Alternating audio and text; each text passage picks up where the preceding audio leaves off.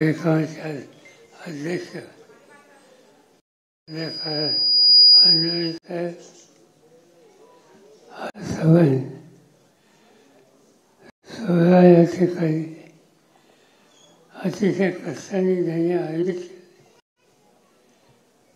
त्या देशाच्या विभागात आणखी हायवे व्यासपीठाचे अन्य सगळे मान्यवर आणि सहकारी बंद होईल. माफ करा, माझा जरा घसा बसलेला आहे आणि त्यामुळं स्पष्टता ही कदाचित जाते. आजचा एक कार्यक्रम आहे संविधानावर ज्याची निष्ठा आणि तो विचार या देशात राहावा अशी जी भावना आहे, अशा राजकारणाच्या वरील संविधानासाठी स्वतःचे सार्वजनिक जीवनाचे जे कार्यकर्ते असतील त्यांना त्यांच्या सेवेच्या संदर्भात गौरव करावा अशा प्रकारची भूमिका देशाताई आणि त्यांच्या सगळ्या सहकार्यांनी घेतली. आज देश स्वतंत्र झाला, संविधानाचा आदर हा आपल्या सगळ्यांना आहे. हे संविधान असतो, हे काही संविधान सामान्य माणसाला हा मिळाला असा दावा करता येणार. डॉक्टर बाबासाहेब आंबेडकरांनी आपल्या आयुष्याचा अत्यंत मोलाचा काळ या संविधानासाठी हा दिला. देशाचे दोन माणसं, एक टप्पा स्वातंत्र्याच्या आधीचा आणि एक टप्पा स्वातंत्र्याच्या नंतरचा. या देशामध्ये एक सर्वपक्षीय सरकार स्थापन झालं होतं आणि त्या सर्वपक्षीय सरकारमध्ये डॉक्टर बाबासाहेब आंबेडकर हे कामगारांचे होते, विद्युत निर्मिती मंत्री होते, जलसंधारण या खात्याचे मंत्री होते आणि त्यांनी पुढचं काम केलं.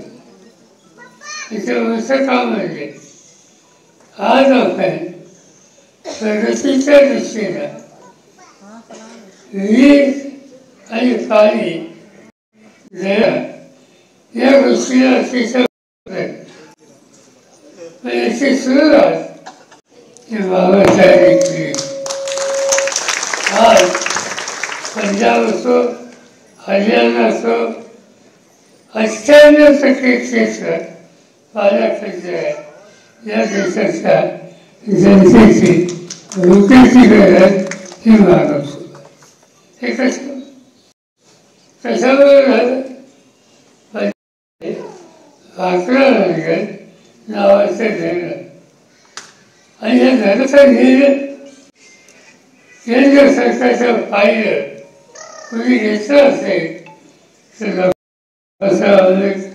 यांनी घेतलं. एवढं उत्तर धरण त्यांनी बांधलं. अशी धरणं होण्याची व्यवस्था केली. त्या धरणातून गावाला शेतीला पाणी दिलं आणि त्यावर त्याचं वीज तयार केली आणि समाजाचा अंधकार त्याच्यासाठी अतिशय महत्त्वाचं काम डॉक्टर बाबासाहेब आंबेडकरांनी स्वातंत्र्याच्या आधीच्या काळात हे केले. स्वातंत्र्याला त्यांच्याकडे जबाबदारी दिली.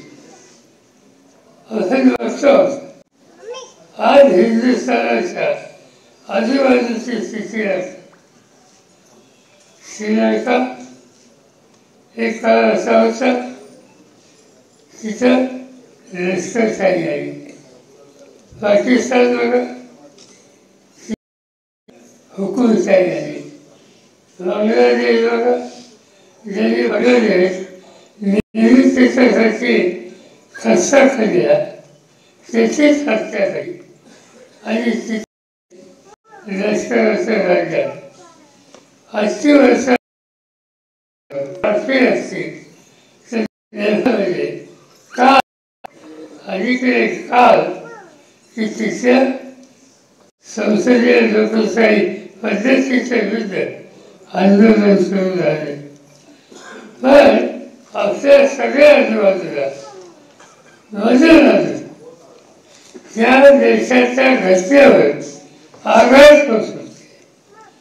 पण भारत हा एकच देश की किती संकट आली, किती दबावला, त्या देशाच्या संविधानावर देश एकसंघ ठेवला. आणि ते एकसंघ ठेवायचे कुणाचं असेल तसे बाबासाहेब आंबेडकर त्यांनी घटना अशी लिहिली, देश एकसंघच राहील. जगाची कोणतीही या देशाला दुर्बल होत राज्यकर्ते येतील जातील, पण हे लोकशाहीचा मार्ग हा त्यांना स्वतः जात नाही. एकदा काही निर्णय घेतले गेले आणीबाणीसाठी. त्या आणीबाणीचा निर्णय घेतला गेला जबरदस्त लोकांच्या मध्ये लोकप्रिय असलेल्या इंदिरा गांधींच्या सारखं नेतृत्व. आणीबाणी याचा अर्थ संविधानावर आघात ही भूमिका जनतेने स्वीकारली आणि इंदिरा गांधींचाही पराभव त्या ठिकाणी झाले. आणि पुन्हा हा देश सावरायचा असेल तर इंदिरा गांधींना या देशामध्ये लोकांना चुकीच्या रस्त्यात जाणार नाही हा शब्द द्यावा लागला. आणि तेव्हा आजपर्यंत संविधानाने हा देश चाललेला.